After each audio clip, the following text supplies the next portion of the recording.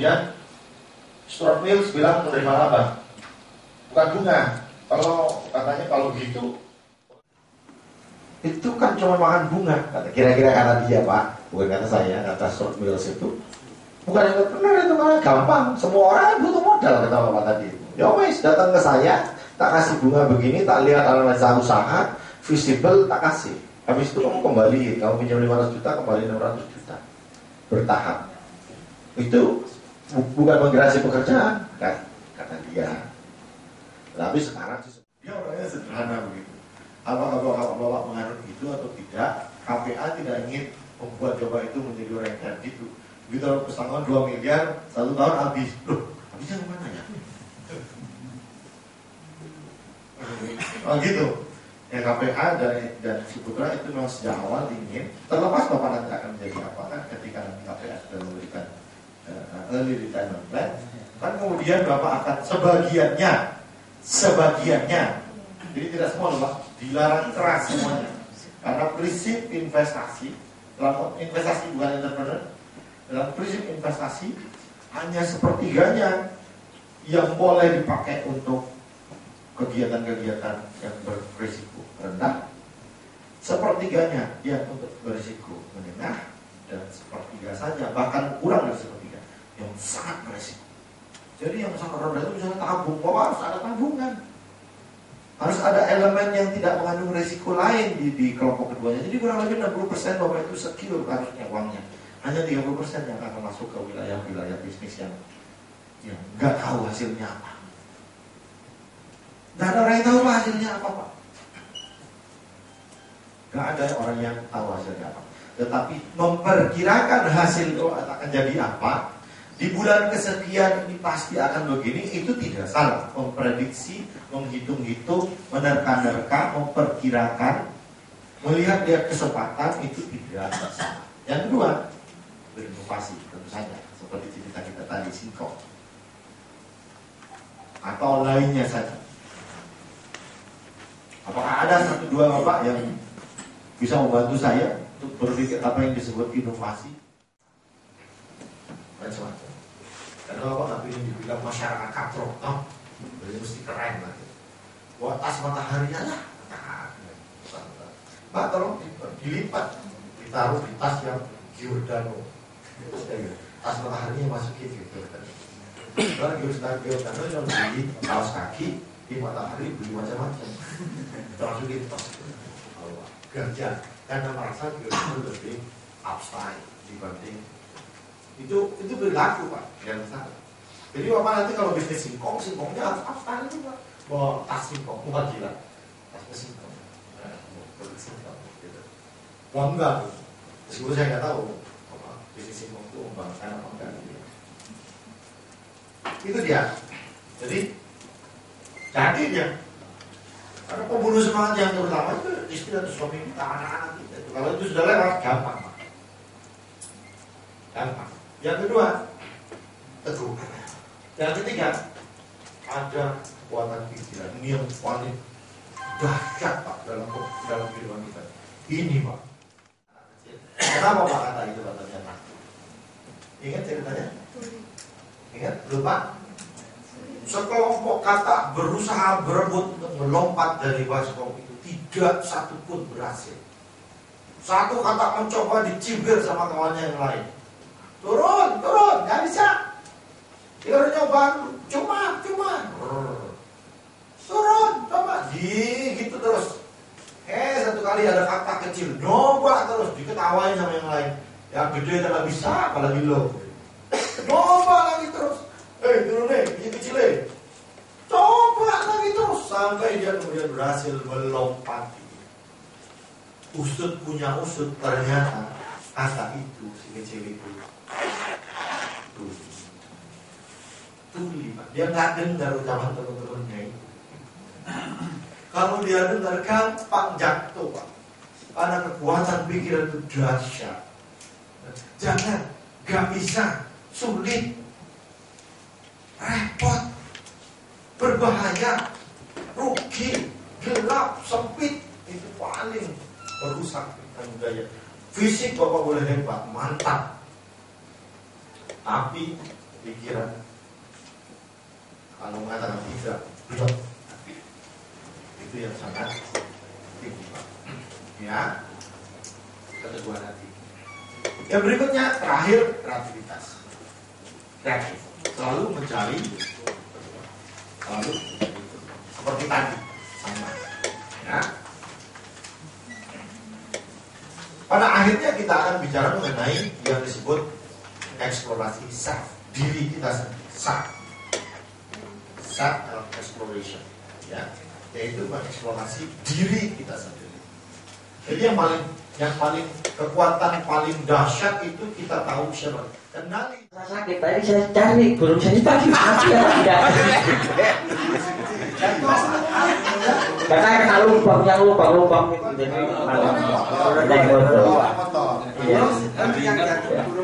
jadi rasa sakit itu tidak terasa. Yang cari itu burung darah loh.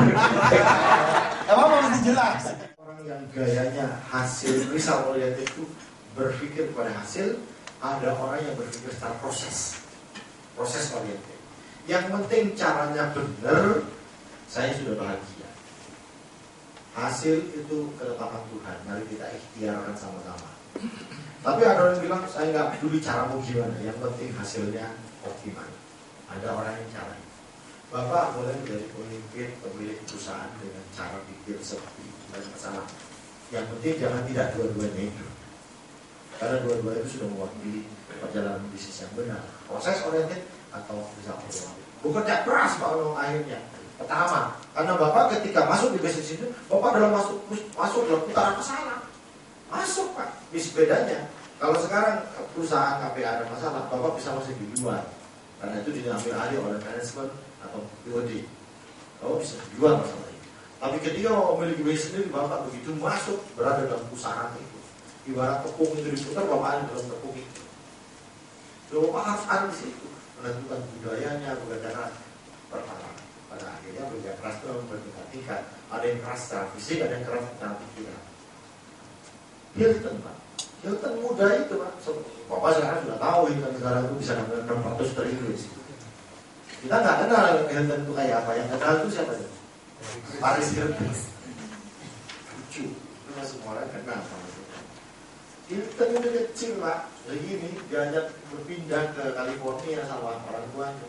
Dia kalau pagi subuh-subuh ini kecil. Kalau kita ngebayangin, kalau kita pejam mata sebentar, kasihan anak kecil. Kalau sudah akan kokor orang, dia bilang, turun dari kereta, selamat datang ke California.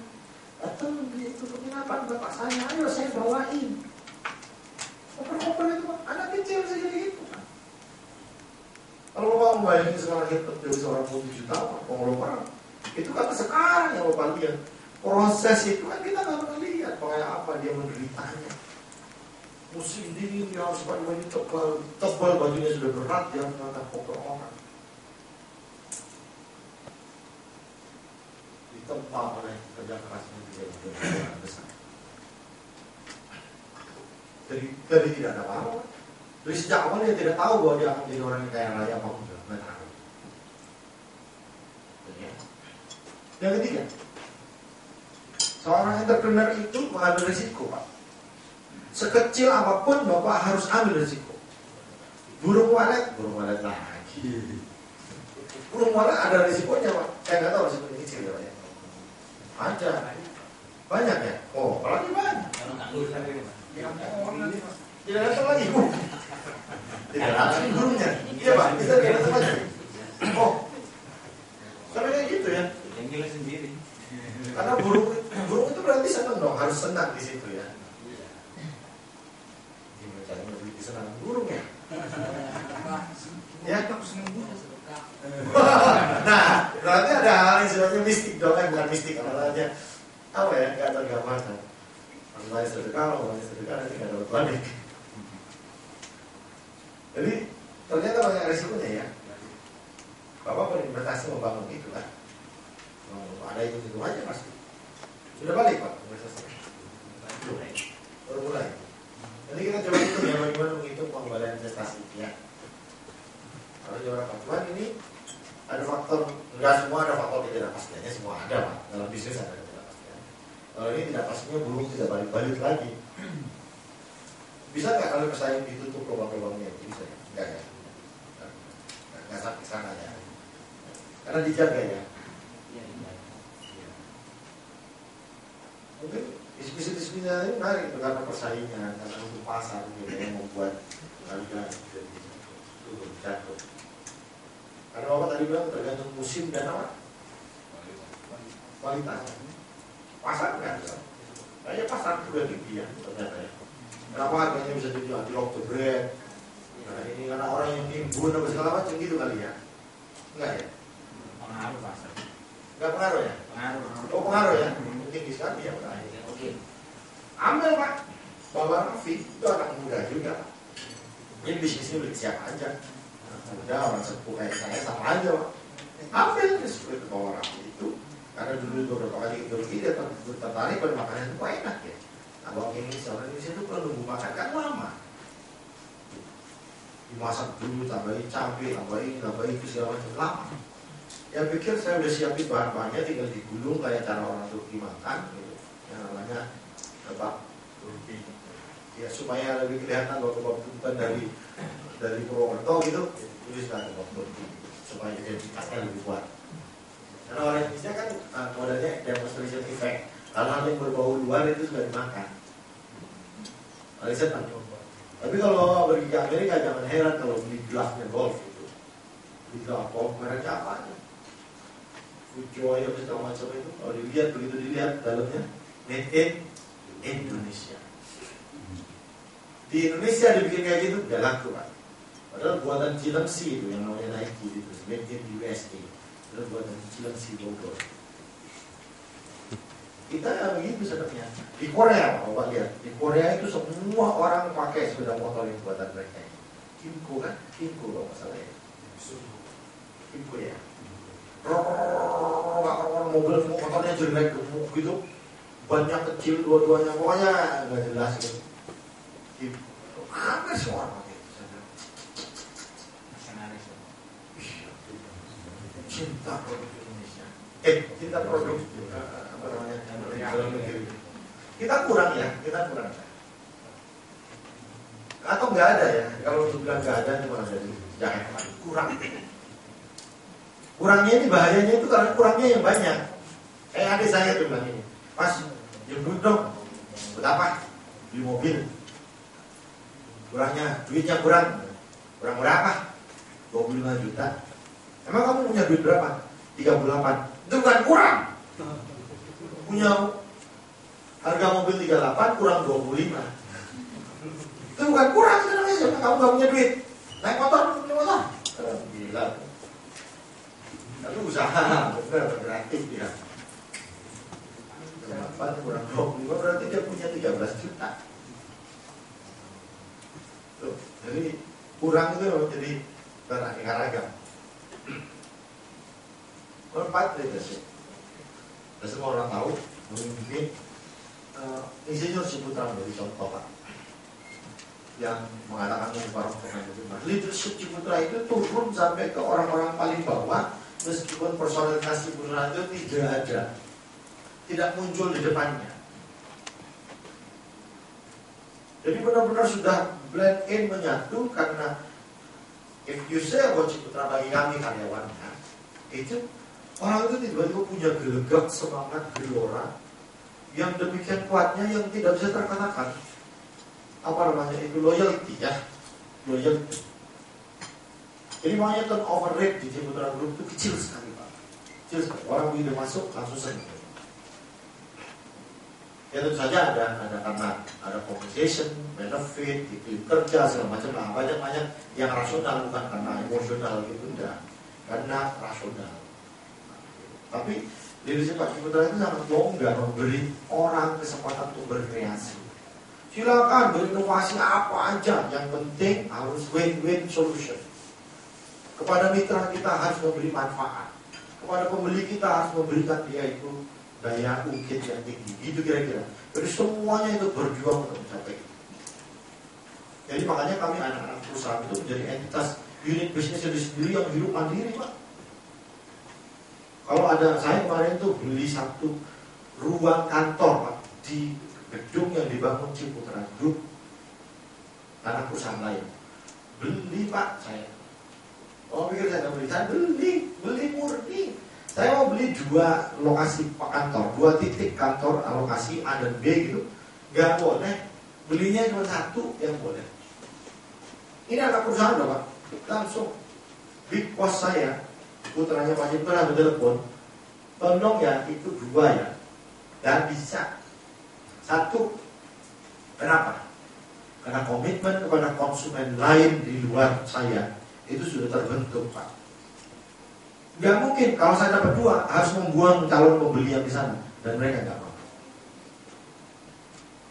Saya juga jadi kacau nih, bahaya nih kalau kayak gini. Tapi komitmen itu kekuatannya. Leadership Pak Ciputra sangat kuat dan kita jalannya. Bapak juga akan membangun semangat seperti itu untuk perusahaan Bapak nanti. At the end posisinya ada I need you need me. Gitu. Saya butuh Anda, iya, tapi Anda akan butuh saya juga.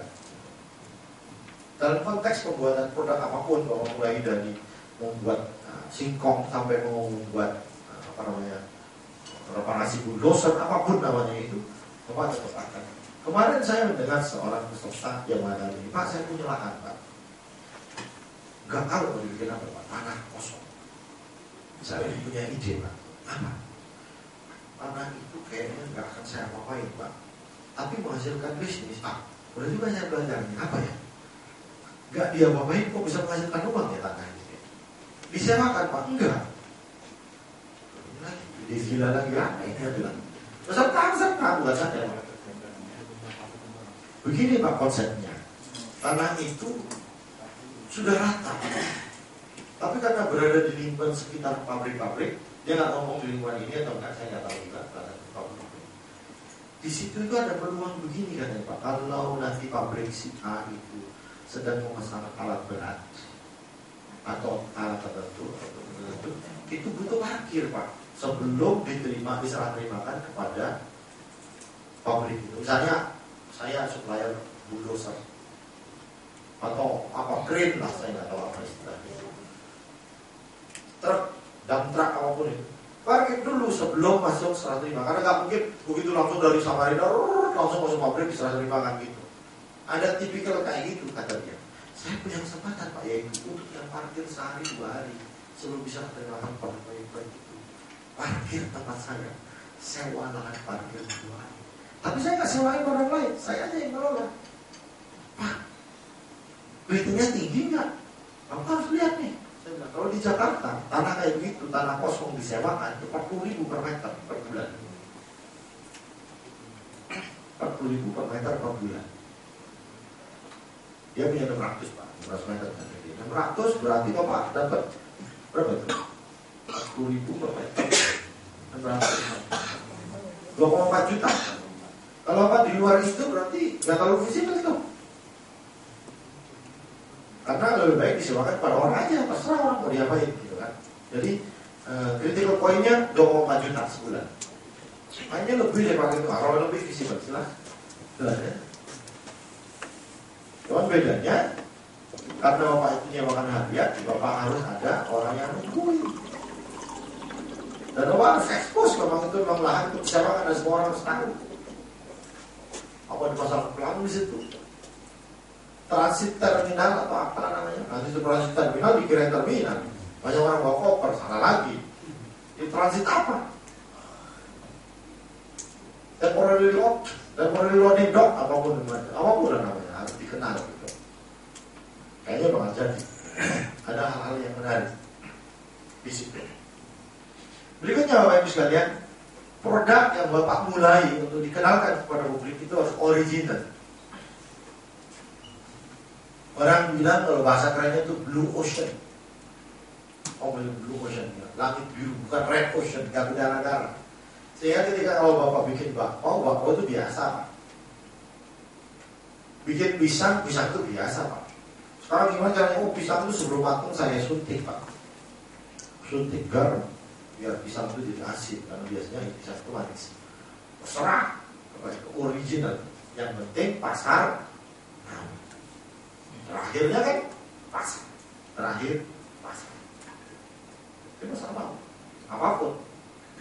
original membuat Bapak itu sudah lebih mudah masuk di pasar. Original itu dapat dari mana Pak? Dari proses berpikir, mikirin gimana ya? Kalau gini gimana ya? Atau dari proses berinteraksi. Dengan siapa? Dengan kawan-kawan yang sudah memulai dulu, dengan orang-orang di sekitar kita, dengan proses seperti ini, dengan pelatihan-pelatihan, dengan apapun, dengan membaca, karena banyak sekali proses untuk tahu originality. Kadang-kadang Bapak itu sekarang bisa nyeleneh-nyeleneh Pak. Saya lihat yang original itu menarik itu sekarang yang dan membesar itu Pampers untuk bapak-bapak. Itu cukup original. Ternyata ada survei bahwa bapak pada usia kesekian sudah lupa, terpaksa harus pipis nggak sadar. Kenapa nggak digambarkan ibu-ibu? Saya juga nggak tahu. Rupanya yang sering ngomong itu bapak-bapak. Karena waktu muda juga biasa ngomong. Mungkin karena saya nggak benar itu. Tetapi Pampers bapak itu sekarang sudah jadi ide. Bukan Pampers yang kecil itu Pak, tipis. Ada yang pernah tahu Pak? Tipis, sudah pakai tipis kan? Buang kan? Langsung buang. Atau pakai lagi? Enggak, dicuci. Pakai buang kan? Berapa harganya Pak? Murah kan? 17.000 untuk Pak Sunan. Berapa itu? 500. Hah? 1.500. Kalau laundry? Mahal Pak. Kita nggak heran Pak kalau saya sudah mikir apa mesti pakai, maaf ya, mau pakai CD gitu ya. Beli aja itu, selesai pakai buang. CD itu dicuci, laundry mahal Pak laundrynya. Why not? Pakainya juga enak kok.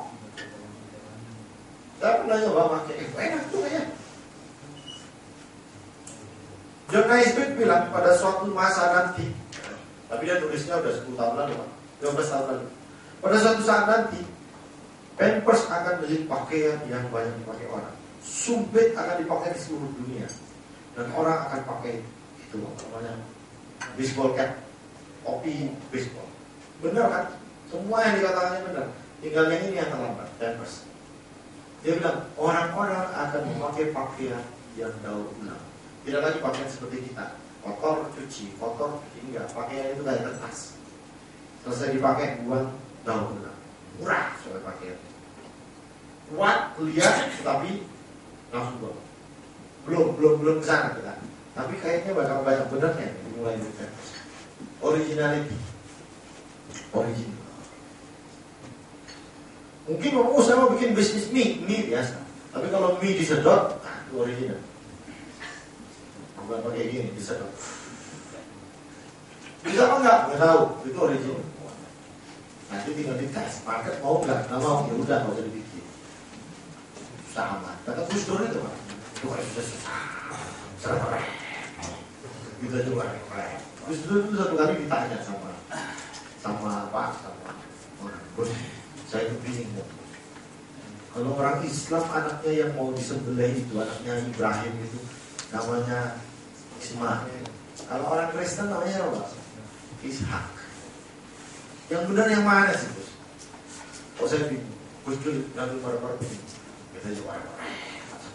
Yang penting kan dua-duanya nggak disembelih.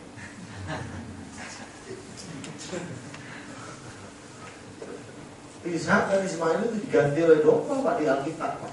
Oleh kambing. Itu repot. Terus repot. Dia sangat plural Pak, milik semua orang. Guyonan di sekitar dia juga segar. Satu kali dia pesan itu. Saya minum susu soda ya, pakai es. Esnya nggak ada Pak. Kalau nggak ada esnya namanya Oda. Bukan susu. Harus pakai es kalau minum susu Pak. Kalau nggak Originality, ya, showroom Haji Doni. Coba tahu kalau showroom Haji Doni, kira-kira showroom apa? Ada yang tahu kira-kira? Showroom biasanya showroom apa Pak? Mobil. Showroom manusia. Agak jalannya dikit, oke. Showroom manusia. Showroom biasanya identik dengan pendapat kita soal mobil. Peralatan. Oke. Showroomnya Hani Doni ada yang tahu nggak? Pernah baca nggak? Showroom apa? Sapi. Di Kelapa Dua Depok, showroom mobil itu disulap menjadi sapi di dalamnya. Orang datang ke situ bisa memilih sapi buat beli kurban itu tanpa tahu baunya sapi. Ada SPG-nya Pak, sales promotion girl, pakai mini, cantik, menawarkan Bapak mau nomor 54, nomor 32. Harganya lebih mahal, dimahalin sedikit tuh bayar Asia apa segala macam. Orang suka Pak, hebat, original, aneh, nyeleneh, ngabur, nekat, memang harus begitu. Original. Yang kedua, itu bikin hotel, biayanya 100 miliar, 30 miliar, 40 miliar, terserah. Tapi miliar bikin hotel. Punya hotel apalagi. Apalagi kalau Bapak punya hotel namanya Swiss Bell Hotel, punya saya. Pasti pikirnya, aduh, duitnya udah banyak, gak mampu saya. Langsung gampang itu.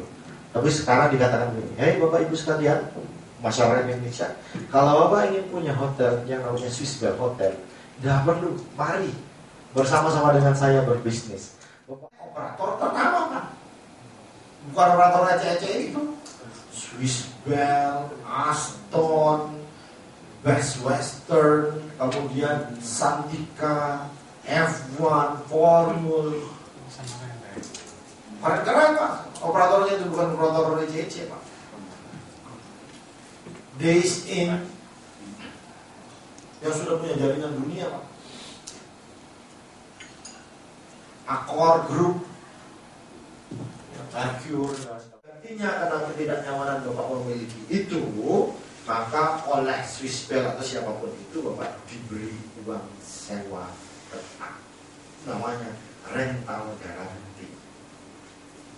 Kalau kosong hotel itu nggak peduli, Bapak pokoknya dapat duit di depan bukan di belakang.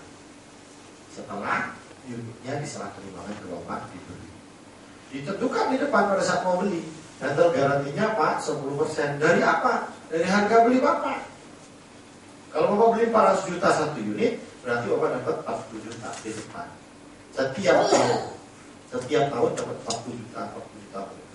Saya bosan Pak, 3 tahun saya mau jual saja, nggak ada masalah. Cari yang mau beli, nggak ada masalah, jual aja. Itu namanya, itu cukup original. Sekarang di Indonesia banyak dibangun dan banyak pembeli. Silakan bawa boleh sama itu juga di mana-mana bawa boleh pilih. Kalau Bapak nanti bingung mau beli di mana, bawa boleh konten saya, bikin saya tahu di mana tempat yang bagus. Yang ketiga, ini lebih baru lagi Pak. Ini baru 1 bulan ini Pak. Ini baru 1 bulan lalu. Begini konsepnya. Siapa yang Bapak Ibu yang sekarang yang hadir di sini yang sudah membeli rumah dengan cara kredit pemilikan rumah KPR? Ya sekarang KPR-nya masih hidup. Hampir semuanya masih. Bapak kan langsung. Paling akrab tuh instansi yang saya datangi itu satu Pak, karena dia selalu mengatasi masalah tanpa masalah. Mengatasi masalah tanpa masalah. Kan tahu nggak Bapak pakai Pegadaian? Tahu Bapak pelajari. Kalau Pegadaian itu ada lingkungan perumahan Bapak nggak mau datang ke situ. Jadi ya jauh. Gak enak mau tetangga parkir. Lu parkir di mana kemarin? Itu nggak ada parkir, mau parkir depan Pegadaian. Gue ke situ tuh lihat burung. Iya, padahal masuk situ. Merasa gak enak tetap kalau ke Pegadaian. Meskipun butuh. Jadi kalau saya tinggal di perumahan sini, Pegadaiannya sono. Sebab yang tinggal di perumahan sono datang ke Pegadaian sini. Itu saya diceritain kepala Pegadaian Pak. Ini banyak ya orang sini. Ada Pak, orang dari luar. Saya bilang, sabar Pak, karena saya juga gak mau ke tempat Bapak. Kalau saya mau ke Pegadaian, malu kan di sini. Jadi akhirnya mereka belajar dari saya. Ini baru rilis Pak, bulan lalu. Konsepnya begini. Kalau Bapak beli rumah, Bapak mau beli 1 miliar. Oke? 1 miliar, 300 juta Bapak bayar sendiri, 700 jutanya KPR. Ya kan? Itu sudah umum Pak. Umum. Bapak angsur 7 tahun, 5 tahun silakan. Setelah lunas 7 tahun, Bapak selesai kan lunas, sudah mulai Bapak selesai kan? Kuno Pak. Sekarang itu kata orang-orang kuno. Ada cara baru. Caranya gini. Bapak angsur 7 tahun, selesai Bapak 7 tahun. Thank you Pak. Terima kasih Bapak sudah lunas. Ini saya beri lagi Pak 700 juta. Rumah tetap punya Bapak silahkan. Bapak sudah langsung 700 juta ke saya. Terima kasih Pak. Saya serahkan lagi 700 juta. Saya nggak butuh uang Bapak. Punya rumah, uang kembali. Baru Pak. Baru rilis 1 bulan ini dan mulai ada kalau nggak salah 3 perumahan Bapak mulai pilih cara itu. KPR-nya siapa? Siapa aja? Mulai bos BCA, mau ibu-ibuana silakan yang Bapak suka. Siapa aja? Mak. Nggak dibatasi harus bank ini yang punya program ini.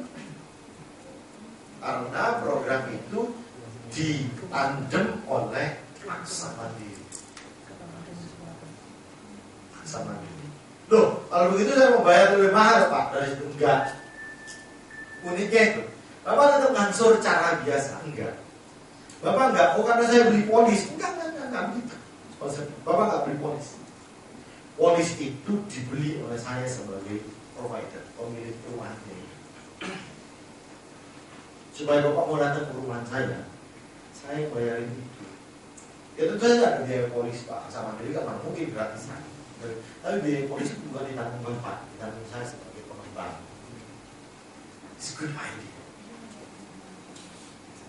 Mengangsur rumah sekaligus menabung istilahnya. Tapi Bapak nggak dirugikan. Mau kan Bapak kalau begitu kan? Mau lah pasti. Jadi sekarang teman-teman bapak-bapak yang bapak ibu sekalian yang mau beli rumah, cari programnya kayak gitu sekarang. Pak nggak ada Pak yang begini, cari yang ada sudah pasang. Sekarang itu belum semuanya soalnya. Sudah mulai bulan lalu pesan. Wah, saya ke order perumahan Pak bulan lalu. Udah kayak gitu. Apa cuma rumah? Yang ada satu Pak kalau Bapak ingin tahu, dan bukan promosi, Bukit Sentul. Bukit Sentul, ya kalau Pak mau berinvestasi di Bukit Sentul sudah bisa. Semua perumahan-perumahan Bukit Sentul bisa. Nah, good idea. Ya, original Pak. Selalu dicari lagi hal-hal seperti original.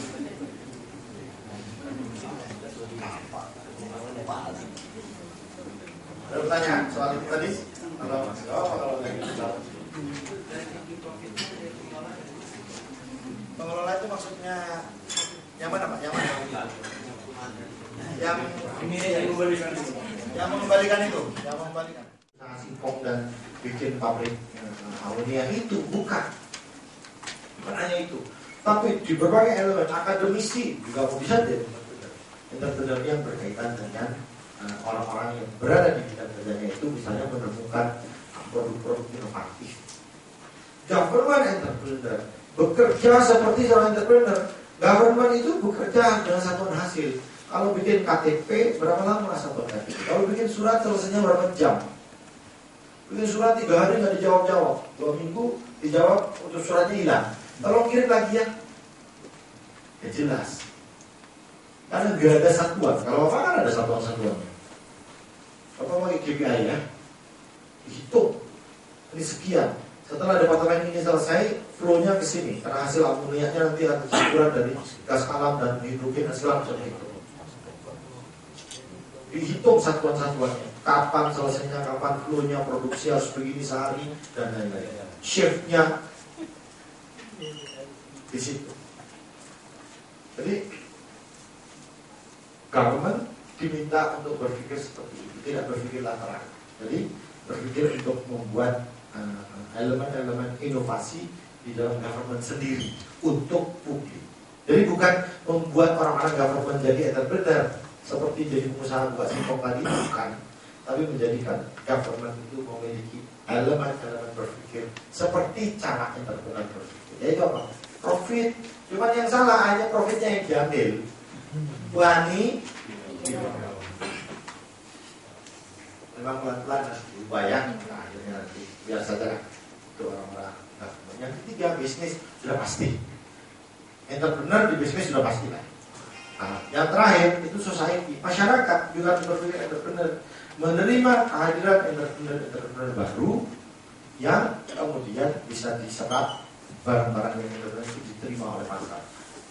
Terjemahan sederhananya dari pikiran saya mengenai society entrepreneur society itu artinya hargailah produk dari saudaramu sendiri. Jangan beli produk dari Cina, jangan beli produk dari India. Beli produk di mana samping rumah Anda itu membuat. Karena kalau Bapak bikin sandal, kalau buatannya dari Kanada, keren gitu.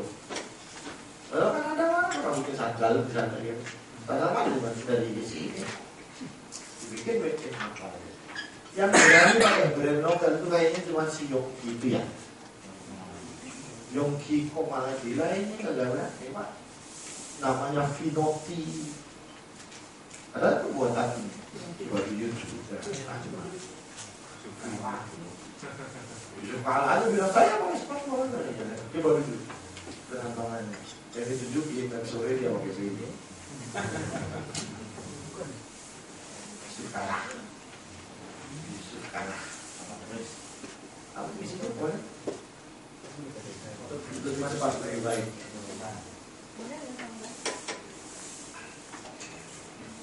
Kalau presiden dipilih hari ini, siapa presiden Indonesia? Kalau presiden dipilih hari ini setelah SBY, Muhammad Nur, Dahlan Iskan. Siapa lagi Pak? Kira-kira Sri Mulyani kan ya? Prabowo ya? Bu Mega? Enggak ya? Terus sama lagi ya? Dahlan Iskan ya? Jokowi. Kita membutuhkan sosok-sosok kayak gitu ya rupanya ya. Orang kayak Dahlan Iskan dan Jokowi gitu ya. Namanya begitu ya? Namanya ya? Susah enggak ya kayak gitu ya? Aduh tuh orang teknis tuh yang langsung. Nah, misalnya apa ya? Banyak kalau gitu presiden Indonesia ya. Kumpulan 30 orang itu sudah presiden ada datang. Nasgor apa Nasdem? Nasdem sudah ada anunya, ada akronimnya kan? Ada tahu? Nasdem singkatannya ya. Mana itu mahal? Sudah mulai muncul. Kreatif betul kan? Kreatif. Saya waktu di Amerika, Pak, orang Amerika itu paling sombong. Dia bilang, pemilu. You know pemilu di Amerika 6 jam kita sudah tahu hasilnya. Siapa presiden berikutnya? Karena mereka pakai papan elektronik kan. Kemudian masuk ke servernya langsung nasional. Kalau kita kan masih pakai kertas. Nomor 2, tepuk tangan, bawa ke kelurahan, kecamatan, kabupaten, berantem. Betul kan? Sehingga kata dia 6 jam kan. Rasanya dia mau mencibir. Kalau Indonesia 2 minggu aja nggak beres gitu. Orang Indonesia jawabnya pintar. Lu 6 jam aja udah hebat. Gua belum pemilu udah tahu siapa hasilnya. Soeharto udah tahu. Kemudian udah pasti Soeharto. Nah, itu bisa orang Batak yang kreatif seperti itu orang Jawa. Sangka sih Jawa. Saya nggak usah jelasin karena itu penjelasan tadi, ya. Kemudian kata kuncinya pada akhirnya apapun pilihan itu inovasi. Sekali lagi inovasi. Jadi kalau Bapak punya peluang masuki tapi dengan basis inovasi. Kita punya kesempatan modal inovasi. Karena modal bisa habis kalau nggak melakukan inovasi. Ketika punya sumber daya yang berkaitan di situ cukup, sehingga Bapak merasa perlu masuk, kuncinya inovasi. Jadi entrepreneurship itu inovasi karena 3 hal. Yang pertama, memulai bisnis yang profit, kemudian sustainable, berkelanjutan, yang ketiga ekspansi. Jadi itu jadi satu kaitan yang erat, jangan pernah dilepas-lepas. Kunci dari ketiganya itu supaya jalan terus. Sustainable yang kedua itu berberlangsungan itu inovasi. Ibu berkutat dengan singkong terus begitu, bye-bye. Sementara orang bikin singkong meledak sekarang. Kalau begitu masuk ke dalam batu, masuk ke dalam mulutnya langsung kebakar, panas. Orang disebut singkong meledak. Singkong meledak. Mubastir, tahu? Singkong setan, ada lagi ya? Rawon setan. Rawon setan itu tahu nggak kira-kira anunya apa? Filosofinya kenapa disebut rawon setan? Karena bukannya malam, bukannya sampai pagi. Ya sebetulnya itu istilah orang itu rawon setan, bukan si banyak ya. Masalah? Bukan? Iya dia mau malam itu. Sebenarnya bukan dia yang menyebut dirinya rawon setan, baru sekarang itu rawon setan yang disebut dirinya. Itu kan hanya istilah orang yang karena betul Bapak, karena buka tengah malam baru selesai mandi. Kalau setan itu keluarnya malam, karena itu kan istilah orang. Padahal setan itu siang-siang Pak. Yang pakai mini, bukan, kan kalau macam meme itu Pak. Yang menggoda kita setiap hari. Kalau setan, sekarang menjadi idiom baru dan besar-besar tulisannya dia rawon setan itu sebagai brand. Saya mau kurang saya mana istilah rawon setan. Bukan setan itu tiba-tiba setan itu kan sebenarnya sesuatu yang jelek ya. Tapi kalau menjadi dipersonifikasi sebagai sesuatu yang enak, lebih nyaman, semangat itu kan dahsyat gitu kan. Benar nggak ya? Saya nggak tahu. Apakah saya salah Pak? Kira-kira gimana Pak? Oh soalnya setan bisa nggak nakutin. Oh gitu ya. Jangan dulu itu KPK. Oke. Memberikan amanan makanya. Ya oke. Memang nama itu kadang-kadang Pak Innova, Ijang Innova. Kalau dijual di California, ya di daerah di mana California itu banyak imigran dari Meksiko, itu nggak laku Pak. Itu Pak. Pasti saya katakan pasti nggak laku. Karena dulu ada serinya kalau nggak salah Ford itu Nova, nggak jangan. Kenapa? Karena Nova dalam bahasa slang mereka, dalam bahasa Latin slang mereka artinya no tidak, fa itu jalan. Artinya mogok. Oh beli Innova seri mogok apa? Ijang mogok dan pasti. Ford mangkrak gitu nggak mau. Jadi nama menjadi penting di mana dia berada. Innova untuk kita pikir itu kalau inovasi deh, Innova bagus juga ya keren ya. Indonesia ada masalah. Baleno itu di Jawa Timur itu nggak bisa beli orang saya. Jawa, Baleno kembalikan. Nanti orang akan bikin merek ya. Nanti jadi hati-hati yang kayak begitu tuh. Variabel pembentuknya apa? Dalam bahasa Pak Ciputra itu peluang pengambilan keputusan, risiko dan manfaat. Ya. Tidak semata berhubungan dengan bisnis apapun saja yang berhubungan olah pikir, keberanian dan keberanian. Dalam bahasa Pak Ciputra ada yang disebut innovative entrepreneur. Karena inovasi itu menjadi kuncinya. Jadi entrepreneur inovatif itu ada 3 hal yang penting. Yang pertama itu dia adalah seorang opportunity creator. Mencipta peluang. Jadi bukan lagi melihat peluang. Kalau tadi kan melihat peluang. Si Peggy itu bilang melihat peluang, menciptakan justru peluang. Hanya kalau peluang gampang. Dari masih kita Bapak itu customer service itu bisa menciptakan peluang paling banyak. Karena customer service adalah unit yang paling banyak dikomplain oleh klien. Di sini ada customer service nggak? Nggak ada ya. Karena customer-nya nggak pernah komplain ya.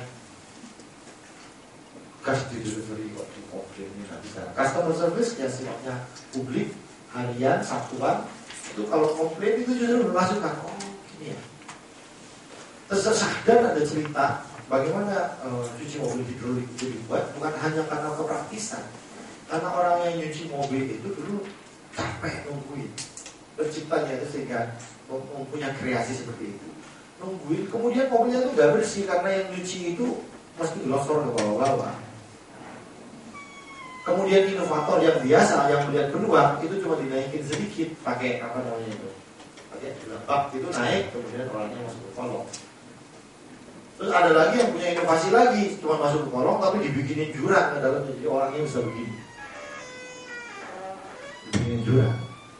Itu inovasi yang tidak mengandalkan teknologi. Kemudian orang berpikir kenapa saya repot-repot, di bawah segala macam, naik lagi. Gitu. Jadi orang yang tetap di atas diinjek ke atas, itu dihidrolik. Ada ide-ide yang berkembang seperti itu. Suatu saat bahwa mungkin akan menciptakan kacamata. Kacamata yang kalau digini terus bisa melihat orang nggak pakai pakaian. Nah itu masih laku keras tuh. Apa X-ray atau apa namanya? Tapi X-ray-nya setengah. Kalau X-ray itu kan menembus daging, tinggal tulangnya ya kan. Nah sekarang itu dagingnya nggak usah ditembus, cuma yang tipis-tipis kan bisa tuh. Nggak tahu lapisannya apa, di coating apa, pakai amoniak lah, nggak tahu. Nah laku keras tuh pasti. Mandi. Soal boleh apa nggak tahu ya. Beneran boleh lah, saya belum harap boleh. Google buat apa Pak? Kacamata kayak gitu, yang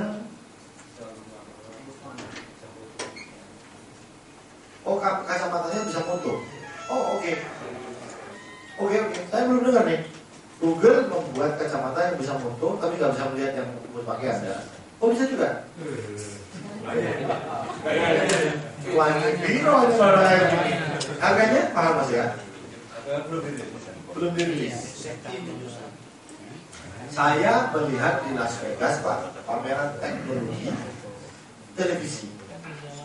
Televisi itu saya nggak tahu 4 dimensi atau 5 dimensi ya, saya nggak ahli di bidang IT. Tapi televisi itu hanya berupa nampan, di atasnya ada berkas-berkas sinar gitu, itu mencitrakan bentuk orang yang tampil itu. Kalau Lady Gaga, Inul, ya Lady Gaga Inul itu tanpa ada latar apapun. Kalau kita kan sekarang dibatasi kotak dan cuma 2 dimensi. Kalau saya nggak senang lihat Lady Gaga dari depan, saya puterin itu.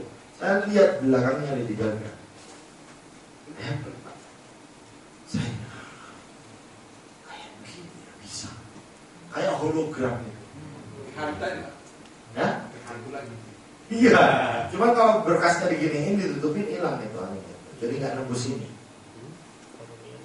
Belum dirilis sampai sekarang. Mungkin karena belum market friendly. Kalaupun mau bisa dijual, mungkin harganya bisa sampai 100 juta. Orang mau lihat ayo misalnya. Tapi teknologinya begitu Pak. Dulu waktu flat screen TV dikeluarkan, bawa tahu harganya 49 juta, 70 juta. Telepon kan yang keluar pertama kali sampai 79 juta. Turun sekarang berapa? 3 juta. Pak, 2 tahun lagi itu kan sudah keluar nih sekarang yang apa? Yang pakai kacamata itu, 3D ya. Dikeluarkan oleh Viera atau enggak? Itu sudah pakai 3D. Itu kayak keluar beneran dari kita gitu. Seakan-akan kayak gitu. Itu yang 3 juta itu nanti jadi itu flat screen. Jadi kan kita punya flat screen, teknologi sudah pakai kertas. Untuk TV pakai kertas. Taruh aja di tembok di mana kita suka. Setel. Ketika Steve Jobs keluarin yang namanya iPad, orang bisa ya. Ternyata yang namanya, gak usah jauh-jauh Pak, gak usah yang begini-begini yang gak usah. Kita mikir aja, kalau yang namanya komputer dinyalain, makan singkong 2 biji, habis baru nyala. Keluar windownya, plak. Berapa lama? 1/2 menit, 1 menit, kelamaan kalau sekarang. Kata orang. Dulu kita waktu komputer pertama kali muncul 20 tahun, masa saya di Indonesia baru populer. Saya 20 tahun lalu sudah pakai komputer, pakai DOS itu loh. Pakai kertas itu dimasukin. WordStar namanya dulu ya, WordStar. Masuk itu kira-kira 3 menit baru nyantol. Mau apa? Itu komputernya baru nanya sama saya. Oh saya mau ngetik. Iya kata komputernya. Tapi tulis dulu ya. Kamu mau margin kirinya mau berapa? Mau margin kanannya mau berapa? Gitu kan dulu kan. Ctrl OL titik OL berapa? Titik OL berapa? Tulis dulu, kasih tahu ke komputernya mau ngapain. Oke kata dia, ngetik. Nah, Selesai. Aduh, saya kepikiran nih, saya mau cari data di mana? Nggak bisa, tutup dulu. Suka ya, Edian. Nggak bisa multitasking dulu. Sekarang minimize ini main game ada bos keluarin bos lagi ada bos lagi di minimize lagi keluaran lagi biasa itu kan. Makanya gak enak jadi bos dibohongin dulu. Jadi pada akhirnya memang inovasi dia seorang opportunity creator, tapi sekaligus dia bisa menginovasi. Jadi tor istilah itu kemudian berarti Anda ada di depan menjadi pionir. Menjadi pionir. Makanya Pak Ciputra itu selalu menjadi pionir, Pak. Ciputra itu tidak pernah membangun di lokasi. Ini lahan bagus, ini udah jadi di tengah kota, dia dibeli, dia Pak. Enggak, jangan. Waktu Pecinta Jaya Ancol, semut aja nggak mau ke situ, Pak. Nggak ada jin di situ, takut, jin juga takut di situ. Jin aja takut, dirombak sama dia dalam fasilitas pemerintah DKI. Jadi lah yang namanya Taman Impian Jaya Ancol sampai hari ini. Nah, semua orang belum menemukan Impian Jaya Ancol. Di Tandes juga ya. Tandes itu Surabaya. Iya, sampai Benowo itu. Oh, yang itu Citra Raya, iya. Surabaya Barat itu ya. Benar. Tanahnya itu apa itu ya? Tanah Tandes. Aku sudah jelas gitu ya. Sekarang jadi emas Pak, jadi surga. Oh, kalau lihat itu di depan aja begini, ngapok gini ya, ternyata keluar juga masuk sih. Tiba-tiba ada di Wangsa, segala macam di situ ya, apartemen mahal. Ada di East Coast apa, Water Place, yang apartemen yang Pakuan. Sekarang tempat makanan di Surabaya itu yang namanya Setos. Setos Surabaya yang tempat makan itu kuliner Setos kalau nggak salah ya. Lupa STS apa? Gitu deh. Sutos Surabaya Town. Gitu deh. Waktu Bapak kalau ke Jakarta tahu Citos ya. Ada yang base di Jakarta. Ada yang basis di Jakarta. Bapak ya. Pasar ini Citos. Citos dulu waktu diciptakan pertama kali Pak, dilahirkan. Begini apa kamu di sini? Tempat makan. Siapa yang mau makan? Orang Pondok Indah, gila lu, gak mungkin orang Pondok Indah di situ. Orang Pondok Indah tinggal di situ kan udah kaya, ada di situ, bukan di sini. Karena Cilandang, karena itu gak telan, gitu kan? Tuh. Akhirnya apa? Ketika dibangun situ Pak, sekarang milik semua orang. Kalau Bapak mau masuk talent di situ nunggu 5 tahun Pak. Parkiran susah Pak. Soalnya susah, belum tentu dapat. Kalau mahal, nggak mahal banget ya, booking. Tapi itu tempat hangout.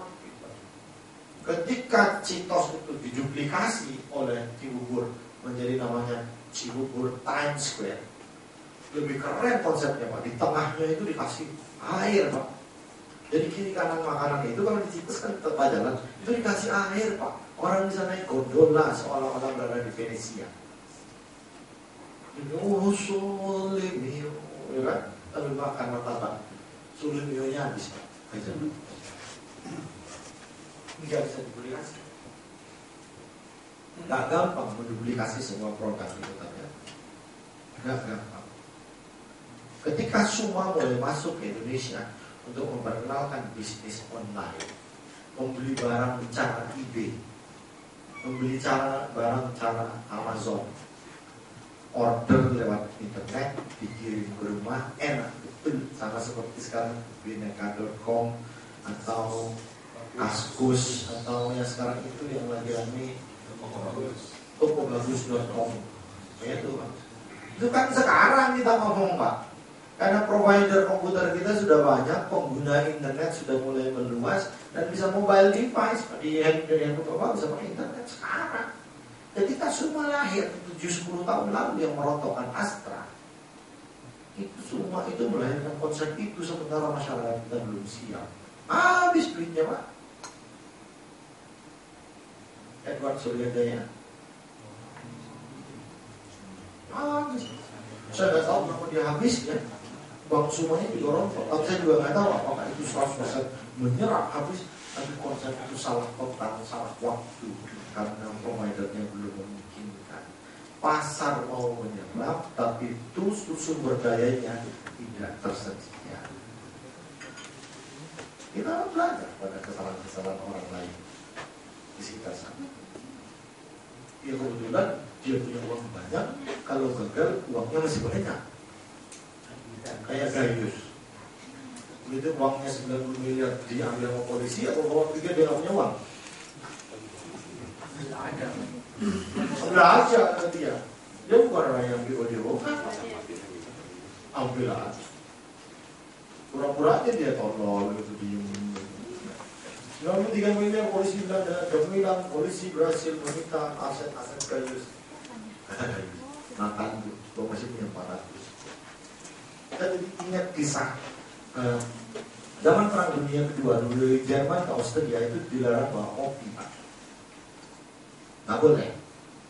Nggak tahu kenapa, saya nggak tahu latar belakangnya. Ini ada anekdot, ya. Satu kali saya duduk sebelah Bapak di kereta api. Di Eropa biasa naik kereta api.